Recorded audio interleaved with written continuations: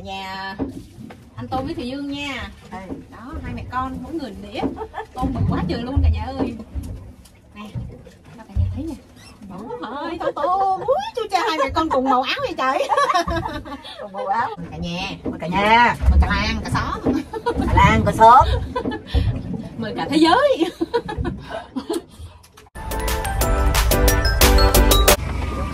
Thùy Dương xin chào cả nhà nha. Hôm nay Thùy Dương tiếp tục đi câu nữa cả nhà. Đó, bây giờ là thả từ sáng giờ rồi, bây giờ là bắt đầu quay lên. Đây là ngày thứ 3 nha cả nhà. Ngày thứ 3 đi câu tôm. Trời hôm nay nắng rất là đẹp luôn. Này có má nữa nè. Thấy không? Má đi còn là báo hại không à. Đi lấy số lượng nha. Đây sau khi mà thả lồng 1,5 tiếng 2 tiếng rồi bắt đầu hai lúa đang quay lên rồi. Giờ là cắt bớt cái vụ mà thả lồng đi, tại thả lồng ai cũng biết rồi ha. Giờ chỉ kéo lồng lên coi có tôm hay không thôi. Có tôm là mình ngồi mình ăn liền tại chỗ ha. Dạo này anh hai lúa đi là khỏe re như con bò kéo xe. Anh không có mệt như hồi xưa nữa. Hồi xưa anh tự kéo anh mệt. Giờ là máy nó kéo chứ còn anh không kéo. Giờ máy nó kéo chứ. Nhưng mà hồi xưa mình phải phụ đó, bây giờ nó khỏi phụ luôn. Đứng ngó trời ngó đất ngó mây để cho máy nó tự làm luôn. Rồi lên có tôm không? Ủa sao lần này ế vậy? Nước chảy mà. Nước chảy tôm nó không vô được hả? Ế quá. Nay đi bị ế tôm nha cả nhà. Nó có ngày này ngày kia nha. Sóng gió là cái lồng mình nó không nằm yên, tôm nó không vô được. Con nào xào đó? Có mấy con nè. Có lúc thì nhiều ha. Có lúc thì ế luôn nha.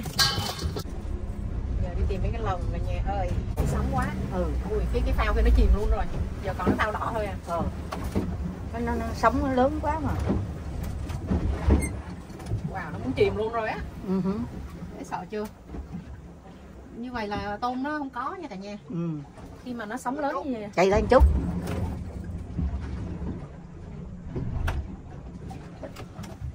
Khi mà sóng lớn như vậy mà cái phao của mình nó chìm xuống á, là tôm nó không vô được, tại vì nó lắc cái lồng á. Cái nó hình như nó chìm hết cái rồi phải không? Đi đâu? Chạy xịt lên một chút. Chạy xịt lên một chút. Ồ, nó chìm cái lồng kia hả? Sóng gió lên như vậy nè là câu tôm, câu cua, câu cá gì á cũng ế đó. Cho nên khi mà đi ra biển là nhớ coi thời tiết nha. Nếu mà thời tiết mà nó êm đềm á là ngày đó đi câu thế nào cũng trúng à. Còn mà thời tiết mà sóng gió như vậy nè là thất thu nha cả nhà. Ôi lâu nó bị rối. Quay máy này không cẩn thận là đứt tay á. Vướng cái ngón tay mình vô là đứt tay như thường như chơi. Đó, đi biển cũng có nhiều cái nguy hiểm ha. Mình không để ý là đứt tay ha. Mà thời tiết xấu là không có cua tôm cá gì hết ha. Đâu phải ngày nào cũng được trúng đâu. Có ngày này ngày kia à. Ui nước chảy quá không có tôm. Cũng có nhưng mà ít. Không có nhiều. Đó ít thôi. Nó dồn vô một góc này nè. Chắc này chắc được 20 mấy 30 con hả. Rồi dọn dẹp luôn nha. Hôm nay đi ế độ ha. Mỗi ngày mỗi khác nha. Ui. Có gió. Gió quá. Đi mà có sóng gió là không có được nhiều ha. Nay rai vài con.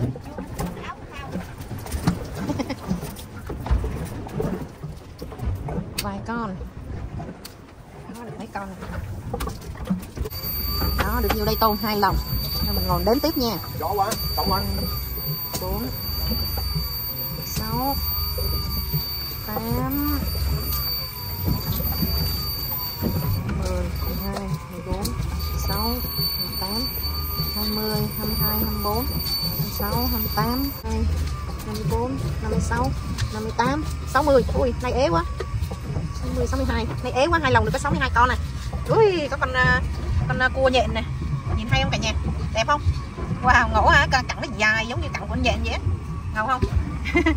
Nhìn đã không? Nó vướng vô cái lồng tôm á. Ngộ chưa? Cẳng nó dài thòn. Này là cẳng dài. Này là cẳng dài nha cả nhà. Ui cái râu của nó này. Cái râu nó có cái râu nhỏ ngộ quá à. Wow hay quá. Lần đầu tiên thì Dương thấy là con cua nhện con này. Đã không? Rồi mình thả nó đi ha. Cho nó sống nha cả nhà. Rồi thả nha. Thả nha. Rồi, đó, cho nó đi. Rồi, đã không? Rồi, về với nước nha. Ui, lần đó cũng được có vài con à. Không đủ rồi, hôm nay đi không đủ rồi cả nhà ơi. Ể rồi, ể rồi. Hôm nay 2 lúa bị ể rồi. Chắc được 20 con à. Vậy là 3 lồng chắc đủ một cái license nè. Ế quá, ế quá. Chú chà nó vòng. Hôm nay đứng mà chóng mặt luôn á. Nó vòng luôn á. Nó nhồi mình dễ sợ luôn. Ngày nào mà sóng lớn vậy là ế nha cả nhà. Nắng mà gió nó lên má. Gió với lại cái nước thủy triều nó đang lên đang xuống á. Nó đang thay đổi cái thủy triều á. Là nó cái nước nó chảy ra chỉ vô mạnh á là nó vậy á. Rồi đây một lồng có nhiêu đây thôi cả nhà. Bèo nhèo như con mèo nha. Hôm nay là bèo nhèo lắm nha cả nhà ơi. Đó, sóng gió là không nên đi nha. Đó. Tưởng 2 lúa bèo, ai về cái này còn bèo hơn. Trời ơi, một mình chơi một xôi trời. Anh hỏi đem về. Wow. Thôi anh đi rồi mình đi về ha. 2 lúa cho dĩa 2 lúa ơi. Wow, nóng hổi ha, vừa thổi vừa ăn nha cả nhà ơi. Úi chua trời. Đã không nè. Wow, tôm tàu dễ sợ luôn. Wow trời. Nó nguyên một chùm. Anh không về, khỏi mang về. Wow. Ý, tôm này ăn ở đây á. Wow. Đây cho má một đĩa luôn nè. Một đĩa này. Ngồi trên bàn trên tàu ăn đàng hoàng nha. Hôm nay cả nhà ăn tôm với Thùy Dương nha. Đó, 2 mẹ con mỗi người một đĩa. Tôm bự quá trời luôn cả nhà ơi. Nè, cho cả nhà thấy nè. Trời ơi, tôm. Úi chú cha, 2 mẹ con cùng màu áo vậy trời. Cùng màu áo rồi cùng tôm cùng. Wow. Tôm to lắm nè cả nhà ơi. Nè. Nhìn đã không? Mời Wow. mời anh Ngâm nè, chị Bảnh nè, Diêu nè. Ui, ngon. Thấy đã không cả nhà? Đây mời cả nhà bên Việt Nam nha. Đây mời cả nhà bên Việt Nam ăn tôm đỏ nha. Trời ơi. Về đến đây là được mấy ngày, bữa 13 này 23 là được 10 ngày rồi. Ngày ha. Má đi Việt Nam về. Đi Việt Nam là được 10 ngày rồi, đi về đây là được ăn tôm. Đi câu tôm, ăn tôm tại chỗ luôn cả nhà. Tôm để nhổ nha. Bỏ cái đầu đi ha. Đúng không? Cái đầu nha. Cái đầu nó ăn lát nó xay à. Wow, có Trứng nhiều quá. Trứng đỏ này cả nhà. Ôi, tôm lên có trứng nha cả nhà. Ngon. Mập quá hả? Con nào lấy mập ghê luôn. Tôm mùa này chắc ghê á. Chắc dễ sợ. Mà nó ngọt dễ thở luôn. Đây này chấm tí chanh này vô này ngon. Chấm tí chanh chua chua vô ăn ngon. Mới. Mời. Chắc thịt ngon quá. Hả? Ngon lắm. Nhưng mà không có bia. Không biết uống bia. Không bia. Mình chỉ tha mồi thôi. Không bia. Mình làm thôi mà thôi chứ không có bia. Ngon. Ăn thịt nó giòn rồi mà. Ruột vừa chín tới á. Đúng không? Mày cho tí chanh vô ăn. Chấm với tiêu chanh. Chanh tiêu thôi. Chanh với tiêu. Cay cho nó ngon. Không có muối. Đó. Ăn thì nó đã ớn hả? Với lại ăn có chanh vô nó giải. Giải. Mời cho các cháu nha. Mời anh Ngân nha, chị Bảnh nha. Mời cả nhà. Mời cả nhà. Mời cả làng, cả xóm. Cả làng, cả xóm. Mời cả thế giới. Có ăn thì nhiều việc quá.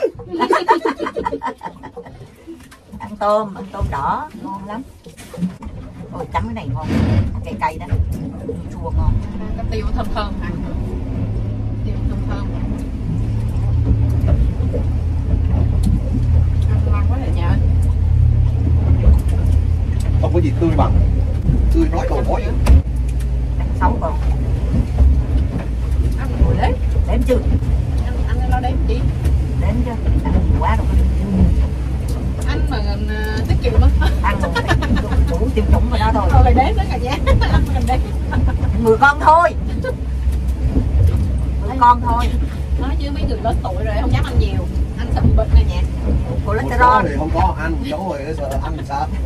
Ăn bị cholesterol, cholesterol, cao máu rồi cao mỡ, ui cha đủ thứ bệnh hết. Lớn tuổi là vậy. Giờ Thùy Dương ăn được, Thùy Dương ăn thoải mái à. Mai mốt lớn rồi, lớn tuổi rồi mình sẽ kiêng sau. Không đỏ lên. Giờ mình cần ăn được mình cứ ăn. Giờ sống lớn không? Chạy gì mà xa dữ gì đó hả? Trôi mình đi á. Rồi.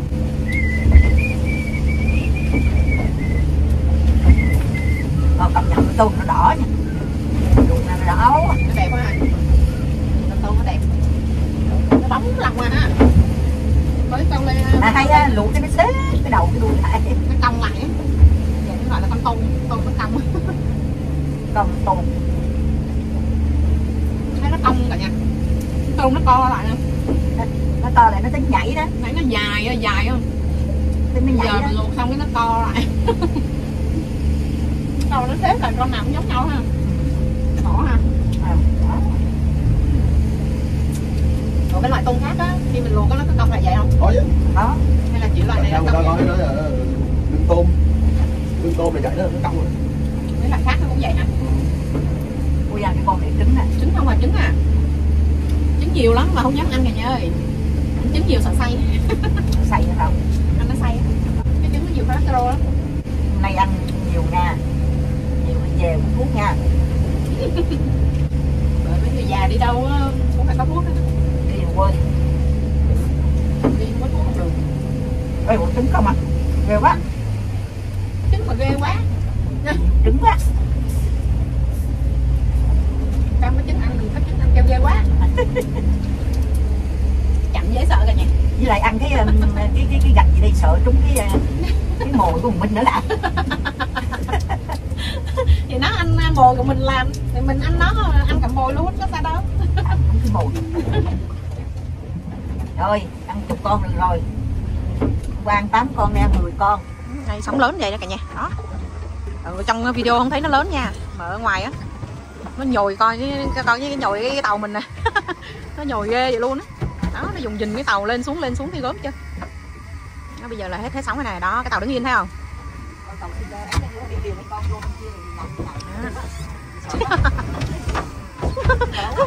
Sợ gì? Nhồi ghê quá, bây giờ sợ. Nó ngồi đây mới sợ nè. Đó, nó nhồi dễ sợ chưa? Mà con sống quá không. Mình kéo xong mình vô thôi. Tại vì giờ sống lên rồi không có tôm, bà con đi về hết rồi. Hôm nay ế độ rồi, bà con đi về hết rồi. Rồi dọn dẹp về luôn nha, kéo cái cuối cùng. Cái này chắc cũng được 10-20 con.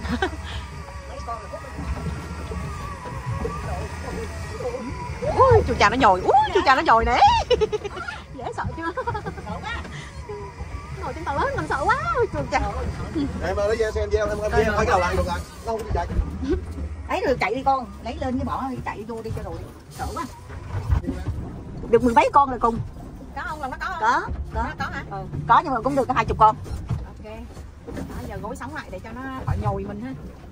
Đó, vậy đi. Chắc cũng được 20 con. Cái này chắc nhiều hơn nè. Cái này chắc nhiều hơn nè. Nào, đi coi. Này, cái đó nhiều hơn chút á. Ui, trời nó nhồi dữ quá. Ô, cái này nhiều hơn chút. Cái này còn có tôm nha. Đủ xã hội đâu, đủ đâu. Mới được có hơn người à. Này ế. Ế quá. Đó, này được có hơn người à. Không đủ 2 người nữa cả nhà. Ui, chu cha. Sống dữ quá. Đó. Cái này là nhiều hơn chút. Chỗ này không đủ cho Thùy Dương ăn à. Không đủ thì Dương ăn thì Thùy Dương mút cả đầu cả gặt luôn. Có sao đâu mà la lối sùm. Ok rồi, hôm nay không đủ số cả nhà ơi. Hôm nay Thùy Dương mới được có hơn 1 license chút xíu thôi. Đi một ngày sóng gió quá nên không có được thu hoạch nhiều. Mặc dù là trời rất là đẹp. Thôi giờ chạy vô. Ngồi đó đi. Hôm nay đi là cho má đi roller coaster.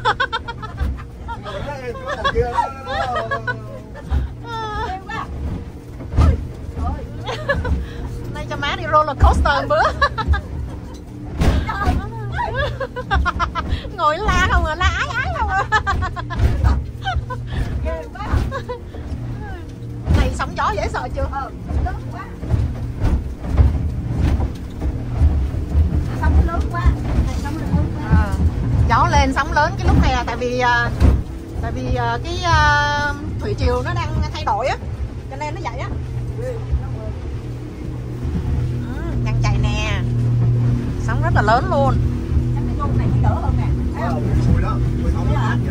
Nhưng mà đi ngược trước, nguy hiểm luôn, hôm nay đi nguy hiểm. Ra biển nó lớn đó là nguy hiểm vậy đó cả nhà.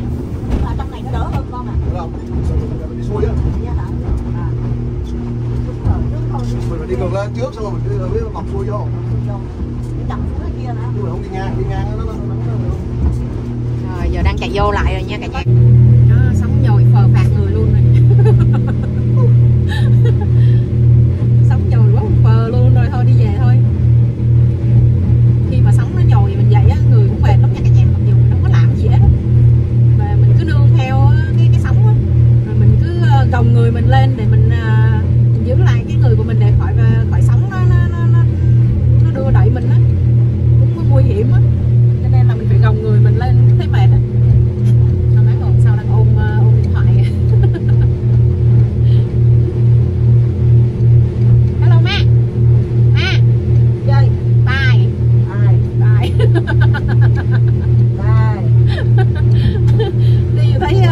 Đi mà thấy sóng nó nhồi vậy sợ rồi, lần sau đi nữa không? Nữa không? Chưa sợ má? Chưa. Vẫn chưa sợ, đòi đi nữa cả nhà.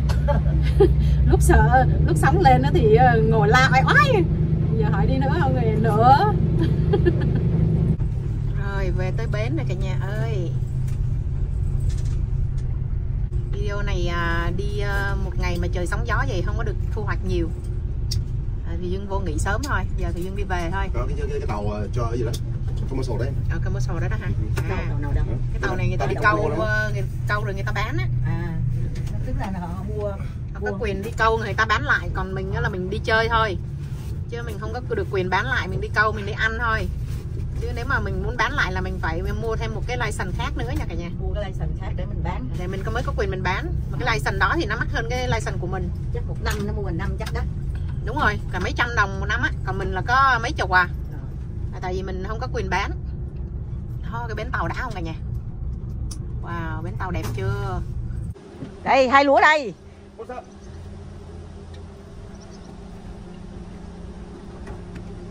Đẩy mạnh lên. Ok. Ok. Break, stop. Đẩy lên.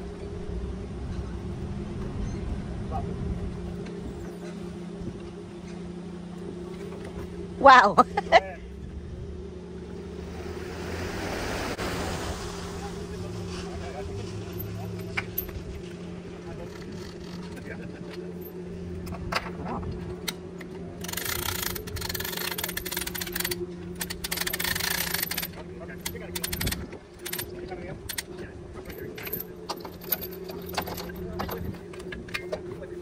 Kỹ lắm nha, làm kỹ lắm nha.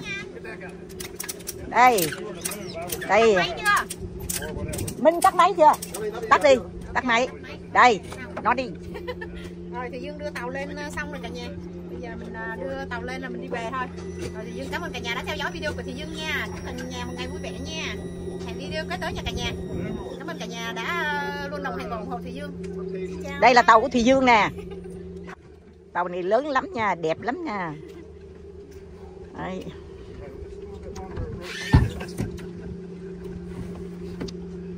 Tàu xuống rất là nhiều. Dựa cái đó lên nữa, lên máy lên nữa em. Dựa máy lên nữa rồi nó nằm không lên. 2 Thị Dương. Thị Dương bye bye.